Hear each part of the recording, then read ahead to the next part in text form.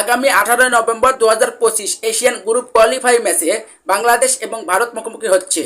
এই ম্যাচকে ঘিরে ভারত এবং বাংলাদেশ নানা রকম পরিকল্পনা চালাচ্ছে।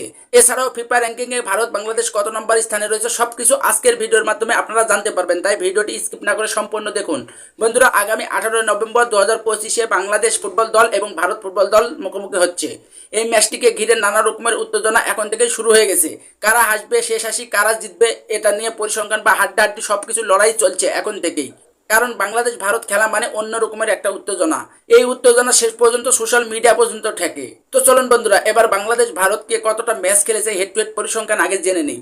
বাংলাদেশ ভারত ফুটবলে মোট 31 বার মুখোমুখি হয়েছে, যেখানে 16 বারই বাংলাদেশের বিপক্ষে জিতেছে ইন্ডিয়া, আর বাংলাদেশ জিতেছে মাত্র 3টি ম্যাচ, আর ড্র হয়েছে 12টি ম্যাচ। তবে বাংলাদেশের সাথে ভারত যে নেক্সট ম্যাচটি খেলেছে সেই ম্যাচে ভারত কিন্তু জিততে পারেননি, সেই ম্যাচটি ড্র হয়েছে।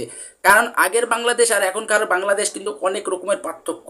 আর তখনকার বাংলাদেশের ফুটবল খেলা আর এখনকার ফুটবল খেলা আকাশ পাতাল তফাৎ। কারণ বাংলাদেশ দলে যে যোগ দিয়েছে এশিয়ার সবচেয়ে বড় তারকা হামজা দেওয়ান চৌধুরী।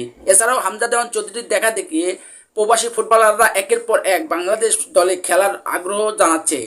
আর এসব প্রবাসী ফুটবলারদেরকে নিয়েই বাংলাদেশ ফুটবল ফেডারেশন বাফুফে কাজ চালাচ্ছে।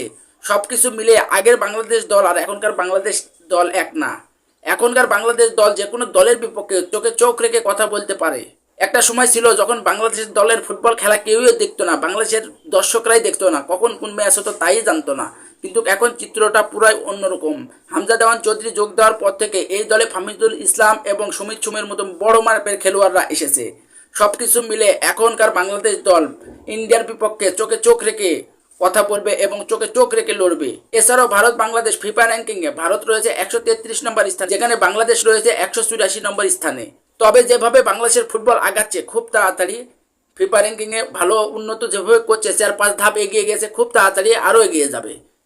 তো দেখা যাক আগামী 18 নভেম্বর এই ম্যাচে ভারতকে কি বাংলাদেশ হারাতে পারবে কি না, আপনারা কমেন্টে লিখে যাবেন। আমার তো বিশ্বাস ভারতকে বাংলাদেশ হারিয়ে দিবে, কারণ এই হারানোর মতন দলই এখন বাংলাদেশের রয়েছে। বন্ধুরা, মূল্যবান কমেন্টে আপনারা করে যাবেন অবশ্যই ভারতকে বাংলাদেশ হারাতে পারবে কিনা।